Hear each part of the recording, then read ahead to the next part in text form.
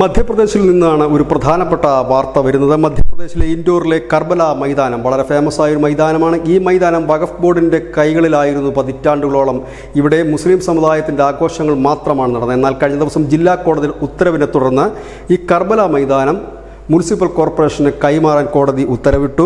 ഇതേ തുടർന്ന് കഴിഞ്ഞ ദിവസം ഈ മുനിസിപ്പൽ അധികൃതർ ഈ മൈതാനത്ത് എത്തി അവരെ തടയുന്നതിന് വേണ്ടി വിവിധ മുസ്ലിം സംഘടനകളും രംഗത്തെത്തിയിരുന്നു. എന്നാൽ മുനിസിപ്പൽ അധികൃതർ പറഞ്ഞത് ഇനി മുതൽ ഈ മൈതാനത്ത് ആരെന്ത് പരിപാടി നടത്തണമെങ്കിലും അത് മുനിസിപ്പൽ അധികൃതരുടെ അനുമതി വേണം. ഇവിടെ മുസ്ലിം സമുദായത്തിന് മാത്രമല്ല മറ്റു സമുദായങ്ങൾക്കും അവരുടെ പരിപാടികൾക്കായി ഈ മൈതാനം വിട്ടുകൊടുക്കും. കാരണം ഇത് വഖഫ് ബോർഡിൻ്റെ സ്വത്തല്ല, മുനിസിപ്പൽ കോർപ്പറേഷൻ്റെ സ്വത്താണെന്ന്. ഇതിൻ്റെ കേസ് വളരെ കാലമായി നടന്നു വരികയായിരുന്നു.